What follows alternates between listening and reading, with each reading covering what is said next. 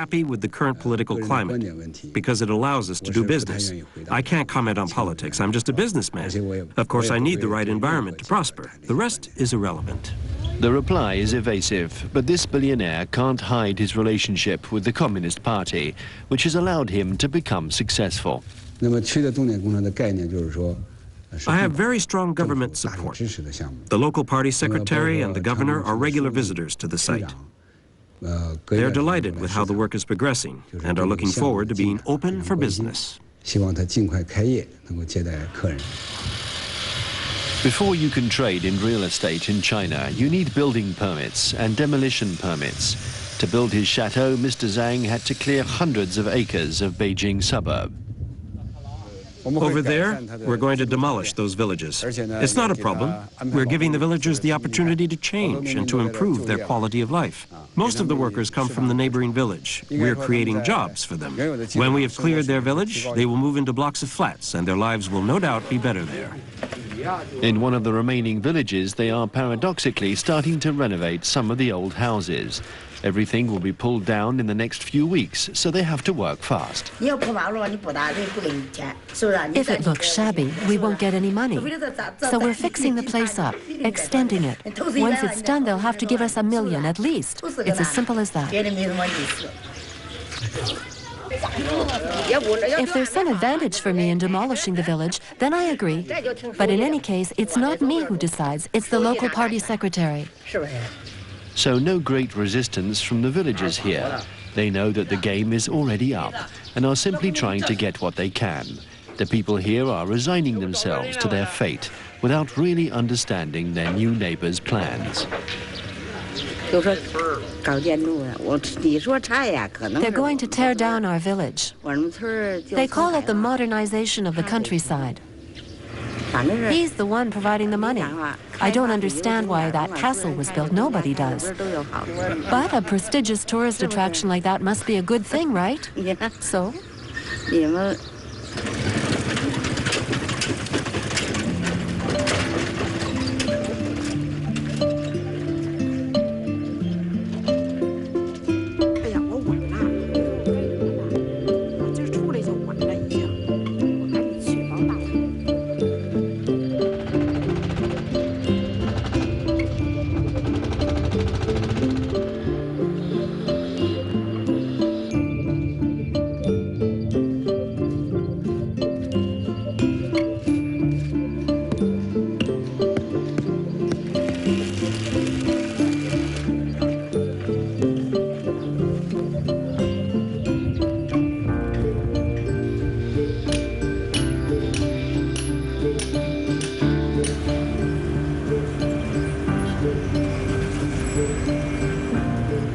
Canton, in the south of China.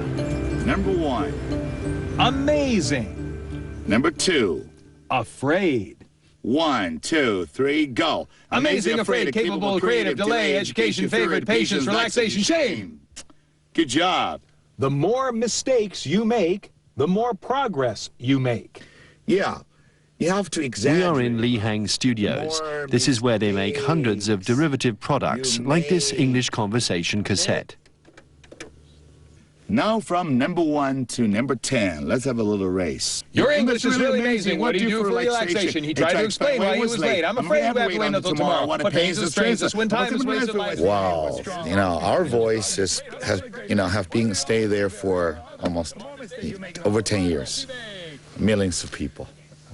Our tapes, we could say probably billions of tapes. Maybe billions, I don't know. Yeah, billions of big tapes. Population here. Yeah. Because almost 450 million people in China learning English. Here,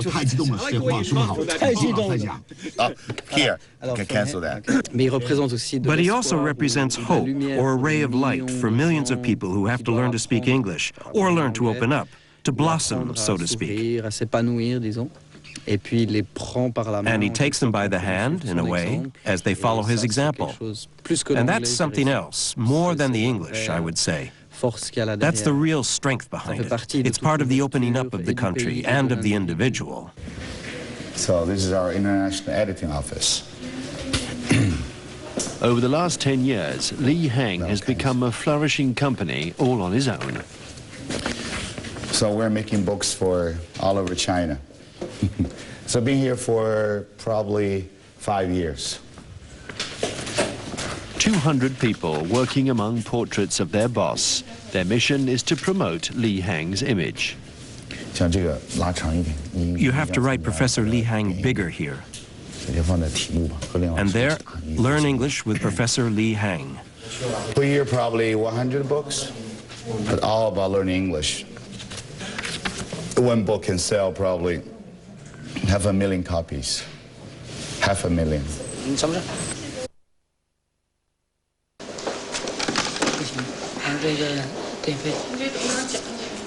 In his office, Mr. Sun keeps books of Deng Xiaoping, the man who told the Chinese to go out and get rich.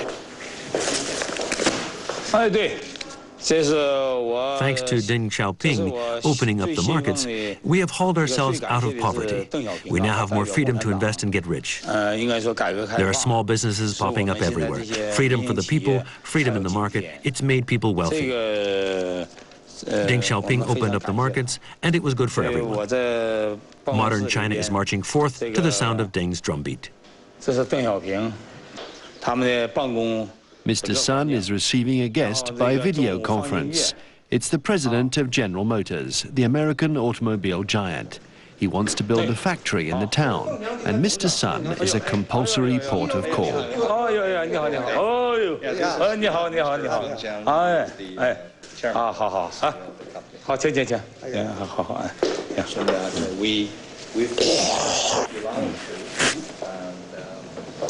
So now,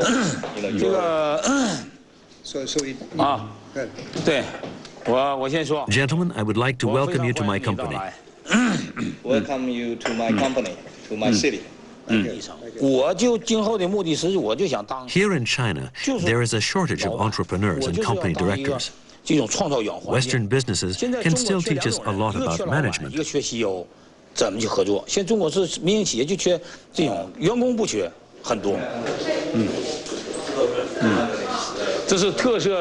Thanks to the modern socialist system, businesses can make money, but on the other hand, I have to give the party 5 million euros. Chinese heads of industry have very set ideas about how to do business. An American will gain nothing from their first meeting, other than a general overview of his opposite number's abilities. Because I play martial arts. I'm a martial art. I've been doing Kung Fu for 30 years, so I'm very good at it. Out in the country, we're building a new training center, the best in the whole of China.